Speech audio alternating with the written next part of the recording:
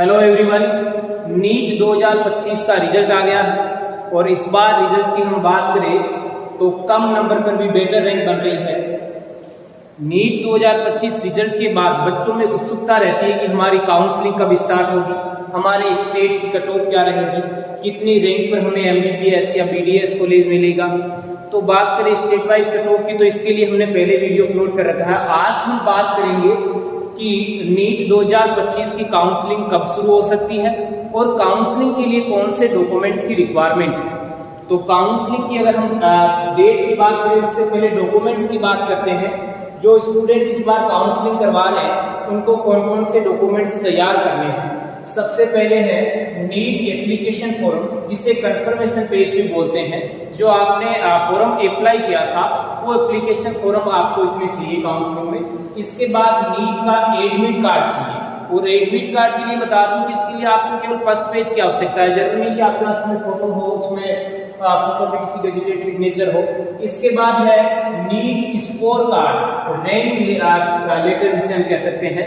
तो रैंक का जो आपका नीट का भी जो रिजल्ट आया है, ठीक है, तो रिजल्ट का स्कोर कार्ड आपको इसमें चाहिए होता है। इसके बाद बात करें नीट प्रोविजनल अलॉटमेंट लेटर इसमें चाहिए। इसके बाद गैप सर्टिफिकेट इसमें चाहिए। अब गैप सर्टिफिकेट को लेकर कुछ स्टूडेंट कंफ्यूज रहते हैं कि हमें गैप सर्टिफिकेट कहाँ से बनवाना है, कैसे बनवाना है। तो गैप सर्टिफिकेट नोटरी से आप बना सकते हैं, उसमें कोई ज्यादा टाइम नहीं लगता है। और गैप सर्टिफिकेट जो स्टूडेंट, कुछ स्टूडेंट ऐसे होते हैं जिन्होंने इसी साल 12th पास किया, उन्होंने 12th के साथ ही नीट क्वालिफाई किया, तो उन्हें गेप की आवश्यकता है नहीं, क्योंकि उनमें कोई बीच में उन्होंने गेप दिया नहीं। इसके अलावा कुछ स्टूडेंट ऐसे होते हैं जो 12th के बाद एक साल गेप देते हैं, गेप के बाद हो सकता है वो कहीं BSc में एडमिशन ले लेते हैं। तो अगर उन्होंने एडमिशन लिया है तो ये जो गेप सर्टिफिकेट लास्ट ईयर का बनता है, बीच में आपने कहाँ गेप दिया, उसका कोई गेप सर्टिफिकेट की आवश्यकता नहीं होती है। आपने जो एग्जाम क्वालिफाई किया इससे पहले आप कंटिन्यू है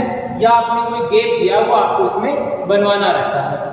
इसके बाद हम बात करें तो क्लास 10 की मार्कशीट आपको चाहिए, पासिंग सर्टिफिकेट चाहिए। क्लास 10 की मार्कशीट की स्पेशली हम बात करें तो DOB के लिए चाहिए। इसके अलावा क्लास 12 की मार्कशीट और पासिंग मार्क्स आपको चाहिए।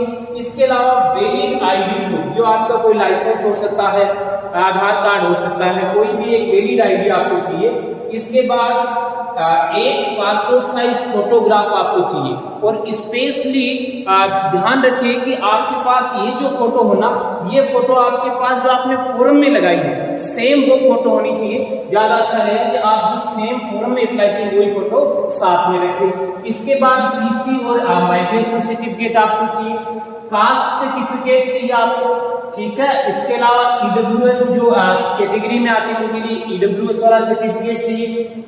कास्ट सर्टिफिकेट की स्पेशली आप स्टेट काउंसलिंग कराओगे तो आवश्यकता रहती है। इसके अलावा डोमिसाइल सर्टिफिकेट आपको चाहिए। ये आपके आप जो स्टेट वाइज कट ऑफ कराते हो वहां पर आपको इसकी आवश्यकता होती है। इसके अलावा इनकम सर्टिफिकेट जो कुछ कॉलेज में आवश्यकता होती है। अगर मैं डोमिसाइल की बात करूं तो मेनली स्टेट काउंसलिंग में आवश्यकता है। इसके इनकम सर्टिफिकेट ये सब कॉलेज में नहीं मांगते हैं, हो सकता है कुछ कॉलेज में ये मांगते हैं। इसके अलावा करेक्टर सर्टिफिकेट चाहिए। इसके अलावा इक्विवेलेंस सर्टिफिकेट आपको चाहिए, हेल्थ सर्टिफिकेट और बॉन्ड सर्टिफिकेट आपको इसमें चाहिए। तो ये सारे डॉक्यूमेंट्स जो स्टूडेंट इस साल काउंसलिंग करवाने जा रहे हैं वो काउंसलिंग से पहले ये सारे डॉक्यूमेंट्स अपने तैयार करें। इसके बाद अब बात करते हैं कि जो नीट की काउंसलिंग कब शुरू हो रही है, इसको लेकर बच्चों में बड़ी उत्सुकता रहती है।